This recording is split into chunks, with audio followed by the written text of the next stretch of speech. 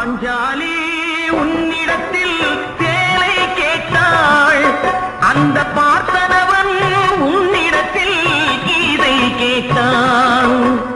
நான் இருக்கும் நிலையில் உன்னை என்ன கேட்பேன், இன்னும் நன்மை செய்து துன்பம் வாங்கும் உள்ளம் கேட்பேன். நன்மை செய்து துன்பம் வாங்கும் உள்ளம் கேட்பேன். ஆட்டுவித்தால் யார்